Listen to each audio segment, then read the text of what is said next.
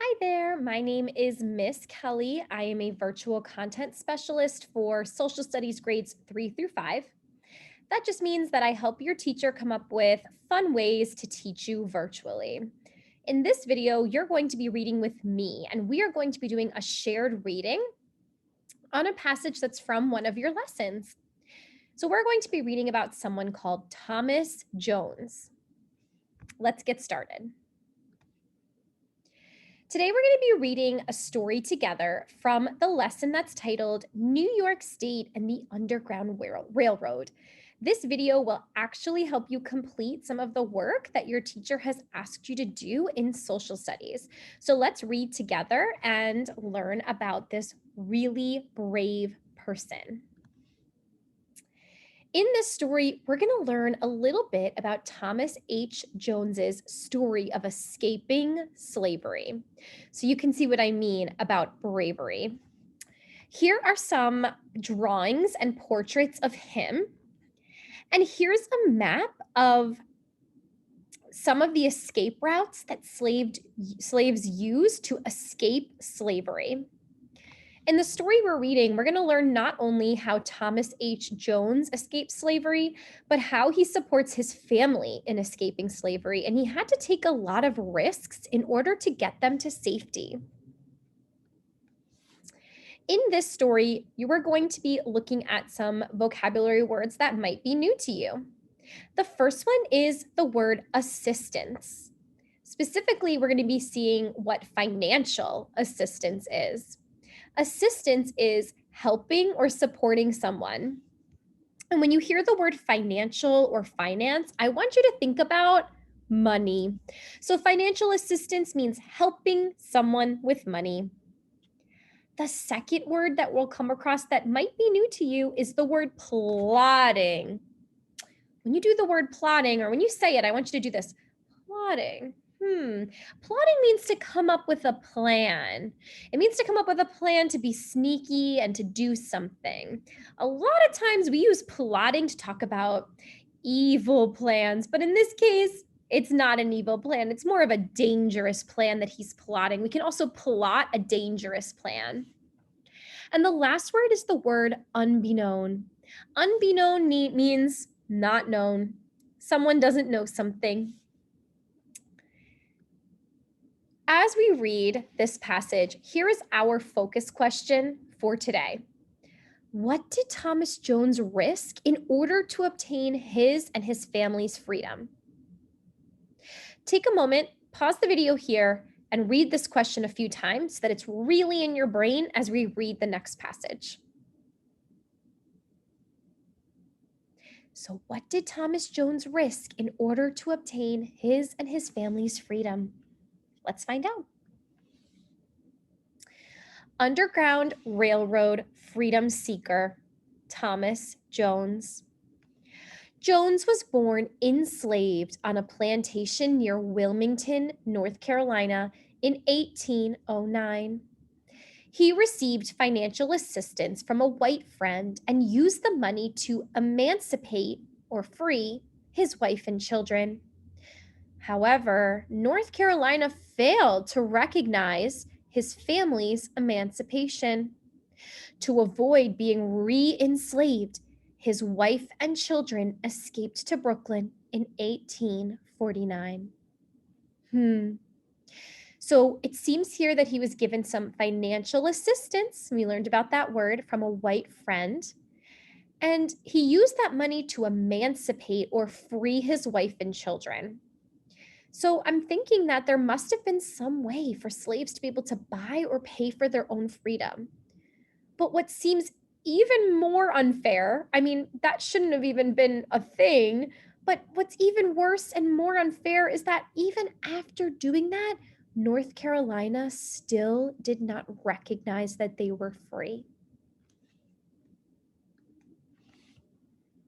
Now we're going to be reading a narrative excerpt. That means that this is something that Thomas Jones wrote himself. Let's read it. During the winter of 1848, A kind lady came and told me that some white men were plotting to enslave my wife and children again. So in this case, we do see the word plotting as like an evil plan.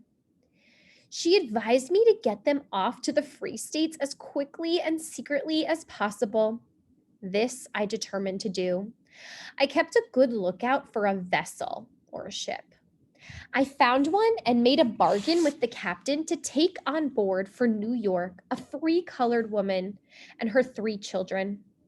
A kind friend gave me a certificate of their freedom to the captain, and I brought my wife and children on board at night, paid the captain $25 for their fare, and stayed on the wharf in torturing fear till about sunrise when I saw the vessel underway. It was soon out of sight. When I went home, I threw myself on my knees and poured out my soul to God to carry that ship and its precious cargo safely and swiftly on to a free haven, and to guard and guide me soon to a free home with my beloved family. So I'm already seeing some risks that Thomas Jones had to face in order to free his wife and children. He paid for their freedom, but the state he was living in did not recognize it. So he had to quickly and secretly get them off to the free states. He did this, and it was a challenge. He really seemed stressed out and worried about it not going well. He stayed and watched to make sure that the ship went, and when he got home, he says he poured his soul to God and hoped and prayed that the boat would get there safely. So now his family's free, but what about his freedom? Let's keep reading. And so I kept on praying, working, hoping, pining for nearly 3 weeks when I received the happy news that my dear ones were safe with a true-hearted friend in Brooklyn. They were safe with Robert H. Cousins, where the slaveholders could trouble them no more. My wife was to write to me as though she had gone to New York on a visit, intending to come back, and she was to speak of New York as if she did not like it at all. I wonder why his wife had to do that. I knew my master would be very angry when he heard she had gone unbeknown to him, and I thought he would demand to see the letters my wife should get friends in New York to write to me for her, so I made ready to meet and quiet his suspicions while plotting my own escape. So I think I'm seeing now he does not want his master to know that his wife and children have escaped, and he doesn't want them to know where they are. So he's trying to protect them. So he's having his wife write this letter as if she's just on a visit. I was required to call and see my master every day because he suspected me of design to run away. His master's getting suspicious. He was taken suddenly sick, and then I started for my wife and children. Wow, what an incredible story of bravery. Let's remember our focus question. How did Thomas Jones risk himself in order to obtain freedom? Or how did he risk himself to help his family obtain freedom? Pause the video here and let's think about that.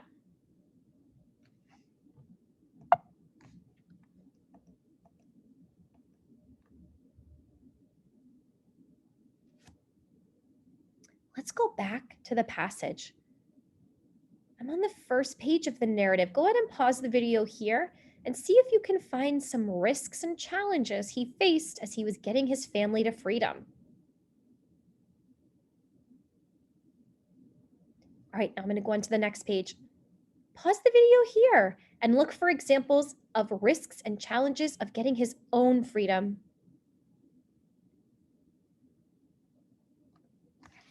All right, fourth graders, your next job is to respond to this question. You might be responding to this question through whatever lesson your teacher sent you, or you can grab a piece of paper and a pencil and write this down there. But what did this person, in this case Thomas Jones, risk in order to obtain freedom or to help his family obtain freedom? Make sure that you write with specific details from the text. Pause the video here and go ahead and do that writing.